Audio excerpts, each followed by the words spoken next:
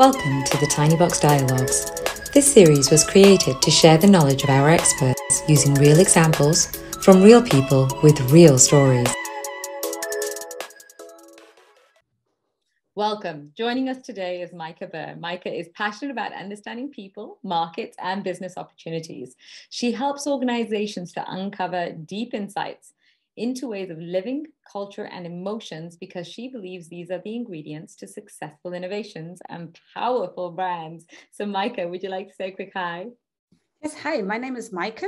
I am working in the marketing and consulting industry since over 20 years now. I'm based in Munich with my family, and I'm really looking forward to our talk today because it's really my big belief that the role of humans in strategy has changed significantly, and it has become a success factor. Excellent. And I got to admit, okay, I've done a few of these dialogues now, and customer experience comes up a lot, no matter which topic we're talking about. And of course it should. We're all in the business of making products and delivering services that serve a customer, right?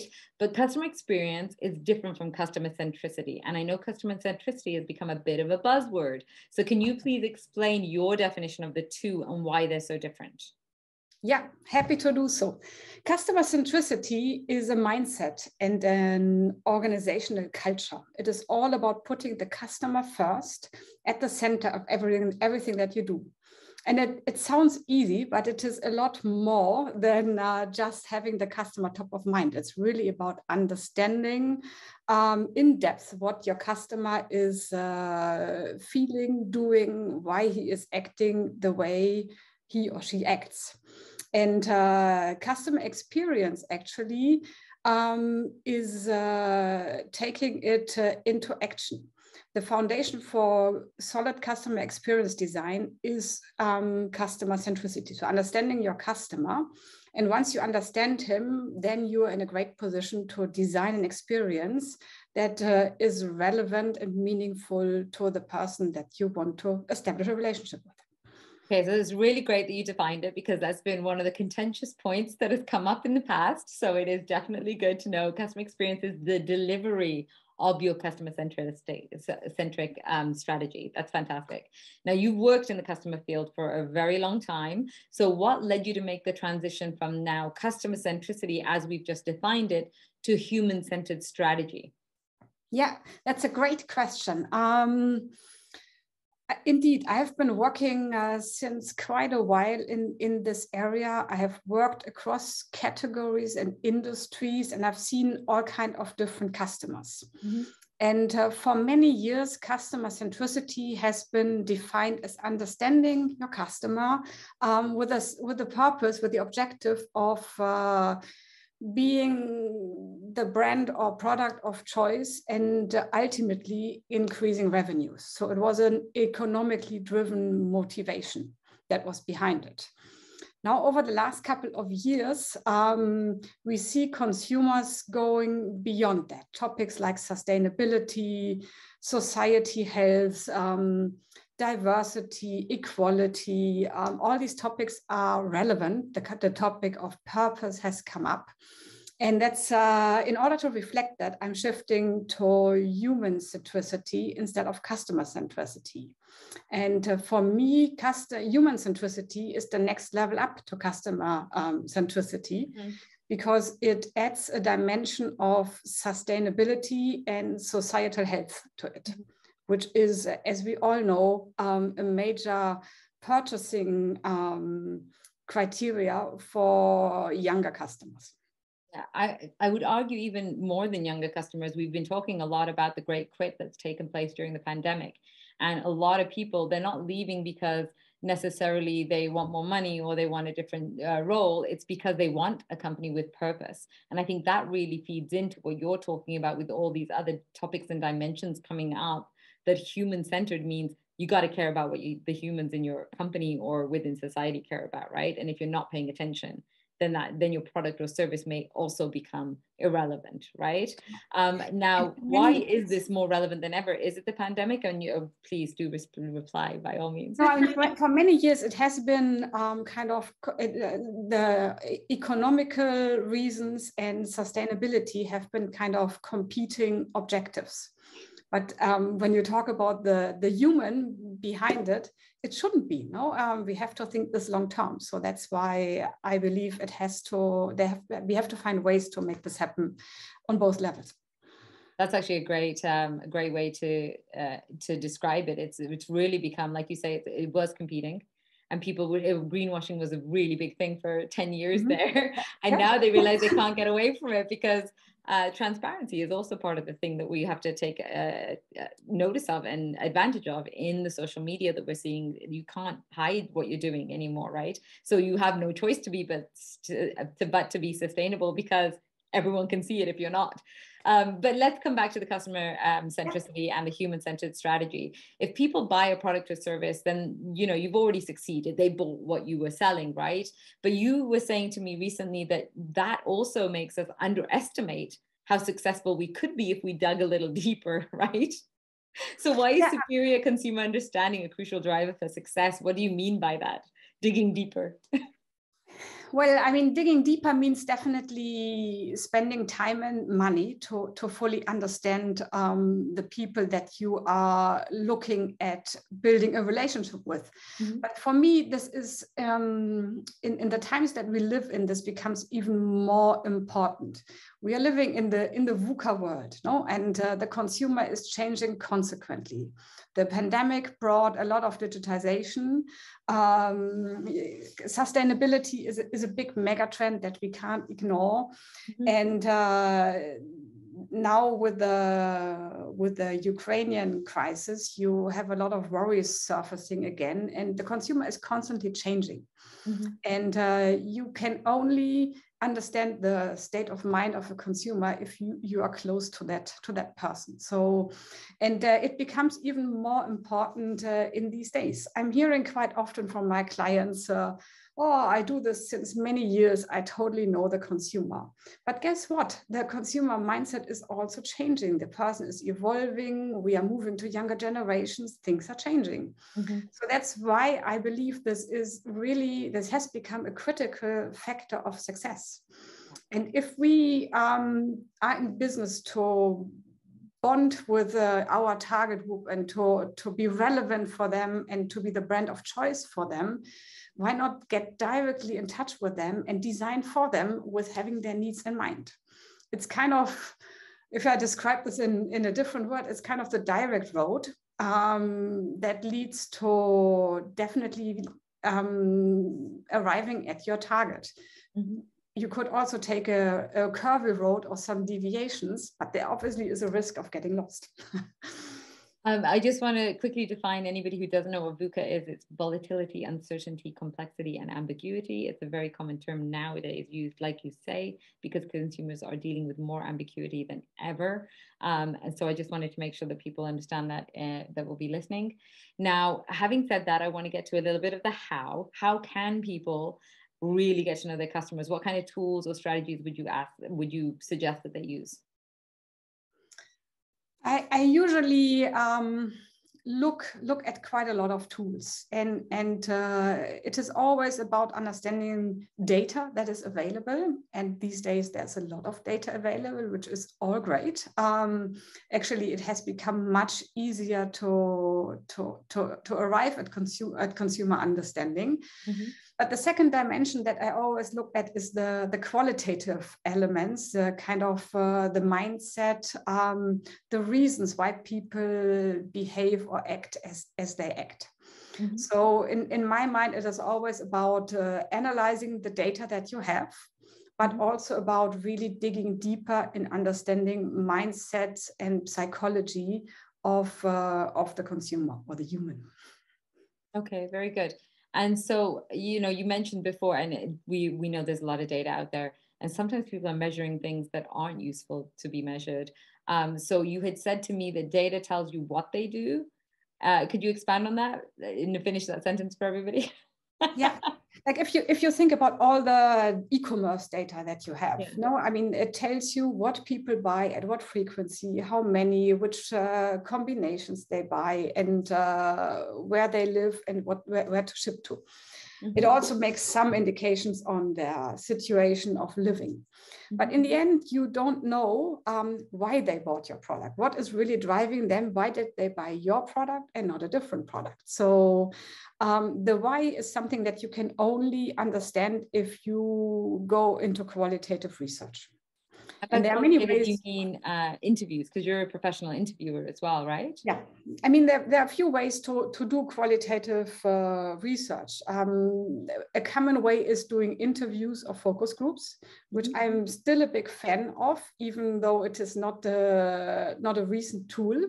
But it really, with the right techniques of questions and the right drilling to, or really trying to fully understand and listen, you always get to very valuable insights.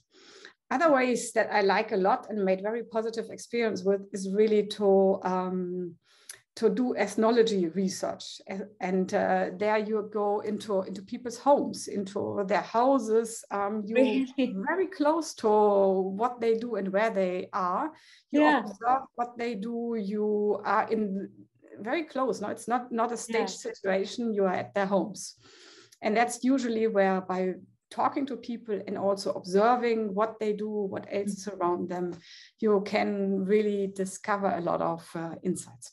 Okay, I have to ask, because I've never even heard of that before, but how do you get access to somebody's home to do one of those knowledge research pieces? Like, that seems, somebody saying they're going to come into my home and check out how I do things, it would be so strange. How do you find those people?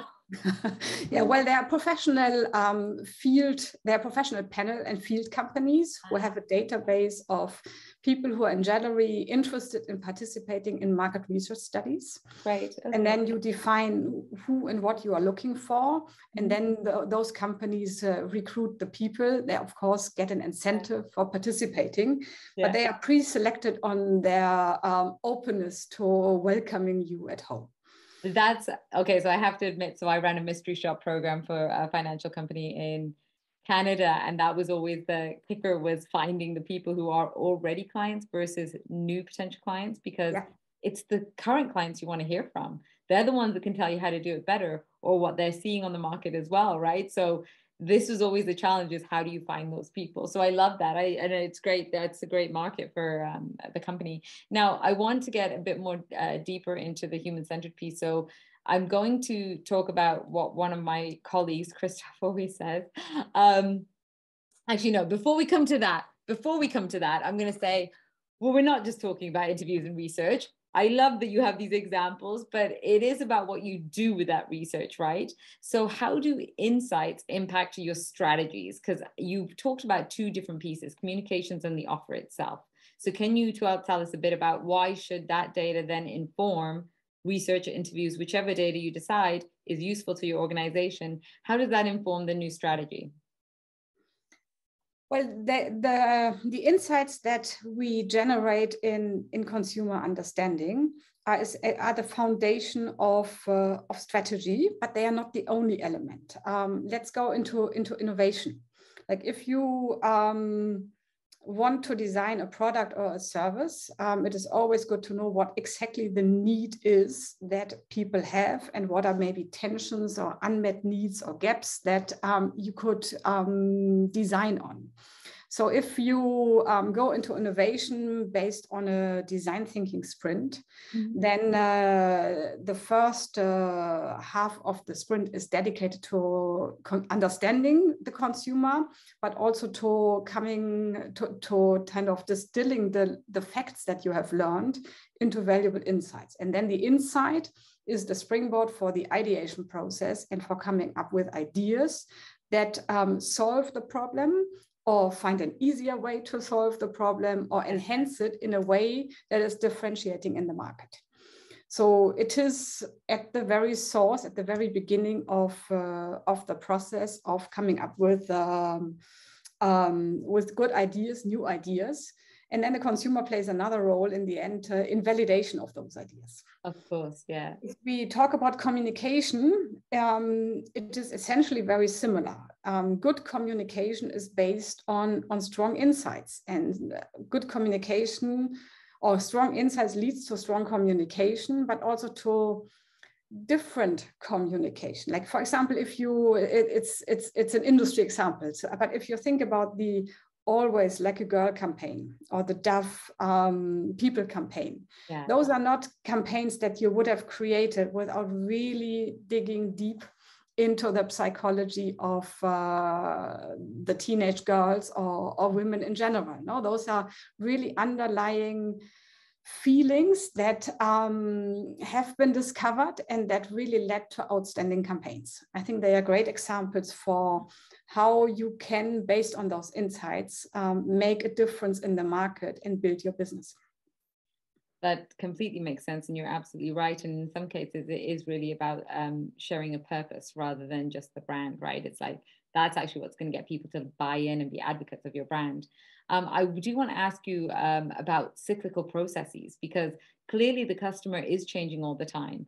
And one of the things that everyone likes about Airbnb or Uber is that you get to rate each other, not just one way, you get to rate each other. So the drivers are rated and the customers are rated. The Airbnb is rated, but you're rated as a tenant. So, you know, how does that get embedded into this process? Because I do see the depth of an interview or this field research helping to mold how you're going to move forward with innovating new products. But then it doesn't stop there. So how do you keep that going? You know, how is that continue in place? Is it automated? Does it just need to be an ongoing basis, part of your embed strategy? Yeah, you're totally right. I mean, in the end, you answered it nearly yourself. It is really about customer centricity or human centricity is not a one-off process. No, it is becoming part of your organizational culture, and you have to repeat it over and over. I mean, you continue to analyze data, you continue to talk to people. People change all the time, like you said it. So the only answer is really to stay close to them and make them really the focus of your thinking and acting. And do you know a company that does that really well? Could you share with us maybe a use case of somebody who does that exceptionally well that you think should be the epitome of everybody's goal? You know, I think companies like Airbnb, they do it very well. No, I mean, they are consistently looping in with their hosts, with their guests, understanding what works, what doesn't work. There are ways of doing it. If you are a data-driven company, then you can, of course, use the data a lot that you generate. Yeah. Other businesses like the consumer goods companies, they have to do this a bit differently because since they go through retail, it is less easy to have a consistent path and track record through digital channels. But a company that is very well known for that is P&G. Like when I was working there a few years back, it was a goal that every marketing person had to spend a couple of days per half year, per quarter even, outside with consumers to be really close, to stay on track and to know what is out there. That is actually a great example. And I have the same kind of concept that came from a bank I worked for in Canada, TD. Their promise is that be the better bank. And it was always focused with anything you do, process or product or whatever, you have to think of the customer. If it does not serve the customer, question whether you should be doing it. And that's a very strong statement to make in a big bank, right? But that was part of it, is that you had to, before you could get promoted, you had to work a rotation in the branch itself, customer facing. And I always joke about how every single child should be forced to work at McDonald's restaurants, because when you face that, you can face anything, right? And then you understand what it's like to be on the other side of that customer interaction. Any service industry, I mean, we know waiters and waitresses also have to deal with that, but I do like that concept. And I didn't know that was a caveat for P&G, that they would require that. So that sounds fantastic. Absolutely. And I think the next level up would then be to co-create products, strategies with your customers. No, I mean, that's also an approach. that is becoming more common, and it is a great one, because why not involve the person that you're designing for in your design? You know, it's funny though, because with technology now, I know that you can rate apps when you use them, and you can do, you know, you can provide ratings for pretty much everything. But I have to admit, then it comes back to the customer experience of how you're delivering it, because every time I get a new survey in my email because I ordered a product, I'm just like, and the timing, sometimes you're like, I haven't even received it yet. What are you doing? Like, you know, so I think that comes back to your piece about customer experience then needs to deliver that promise of centricity. And that means the touch points also need to be defined, right? So then it becomes the human-centered piece again. Is your strategy making sense for humans? But I want to come back to the human-centered, because I focus on the human piece, but of course you're going to tell me different. But customers do expect a lot more than they used to, right? I mean, my colleague, Christoph Burkhardt, always says, they think, don't make me wait, don't make me ask, and don't make me think, right? That's why Amazon does so well.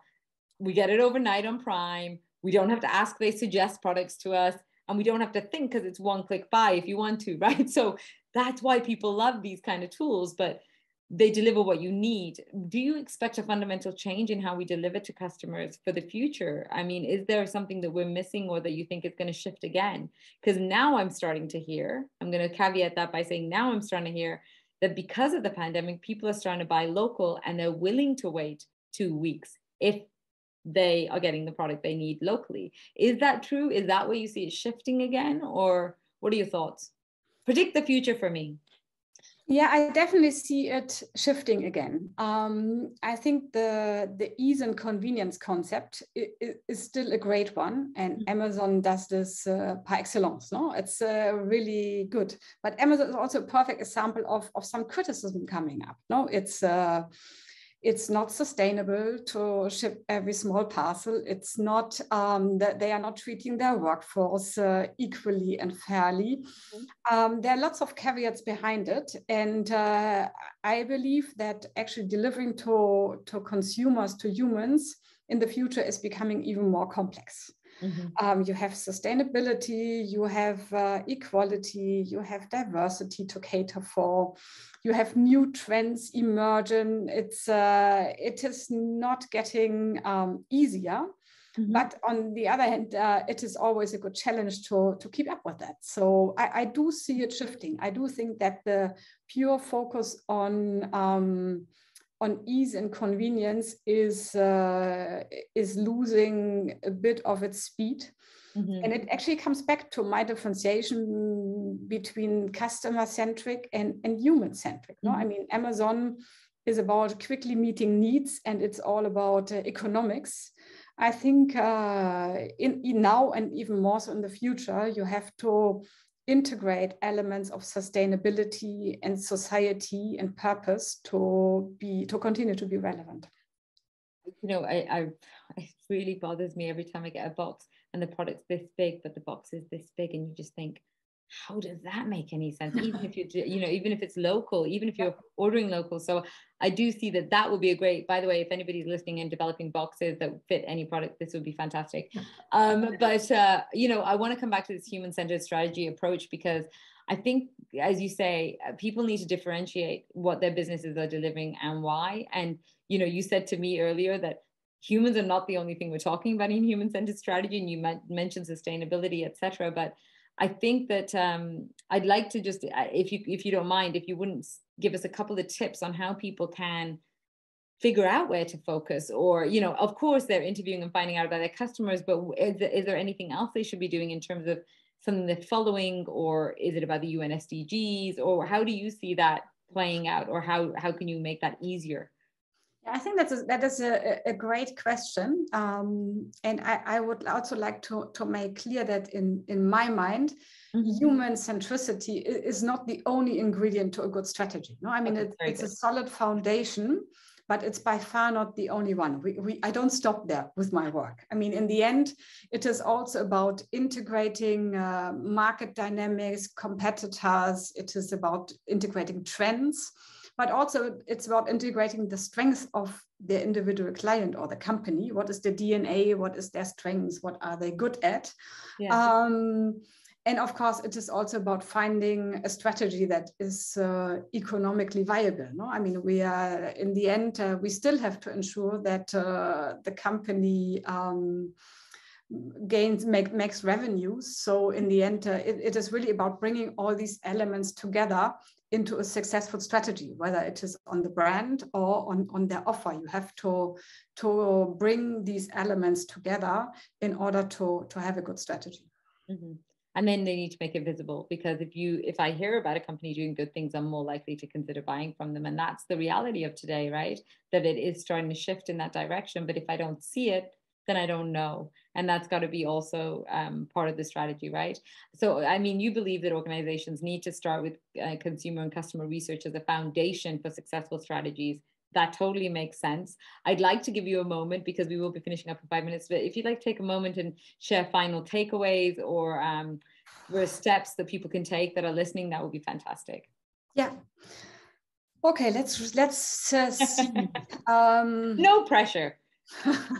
It's always a good question. No, but let's recap. Okay. So to me, superior consumer understanding and insights are really an accelerator to business growth. No, I mean, it is clear that this is the direct way to design for the people that you would like to reach later on.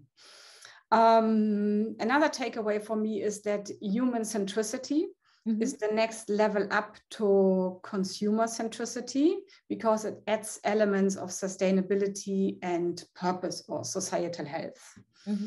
I think it's important to keep in mind that human centricity or customer centricity are not one-off shots. They are mindsets and organizational culture, if you want to do it right. And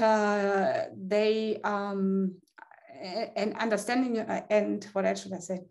The other element would be that whilst insights and consumer understanding is one bit and a crucial element into strategy, it's not the only one. So there are trends, market elements, company DNA, company strengths, technology opportunity, and economical constraints to be taken into account as well. Excellent. And I think that one of the things that really jumps out at me is that the culture piece. If your whole organization doesn't believe in it, then you're not really going to be able to drive it forward. And you mentioned the DNA earlier. Have you, just as a last question, is there an example where you've seen that work or not work so well, just as a final story? Or if you're allowed to say, maybe not. It's hard for me to come up with an example right away, but if a company is let's say based in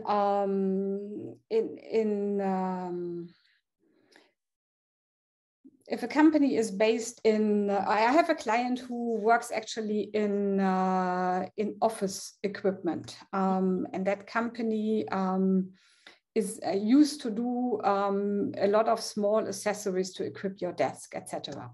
So when I was working with that company, we were looking in the area of what other areas could we tackle in the broader equipment of office. No, I mean, there's no point of them suddenly turning into a logistics company. It doesn't make sense. You have to stick to your strength and to your company DNA when you look into new fields. That's fantastic. Yeah. Perfect. That's a great example. And I know we didn't touch on it, but I know you've also been guiding organizations with crisis communication, especially considering the last couple of years we've had.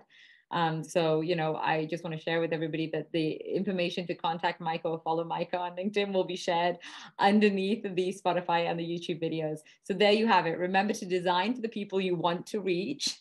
The audio will be shared on Spotify. The video will be shared on YouTube. And thanks so much, Micah, for joining us. And thanks to the audience for joining us. Thank you for the opportunity. I really enjoyed our conversation. Excellent. Talk to you soon. Bye. Bye.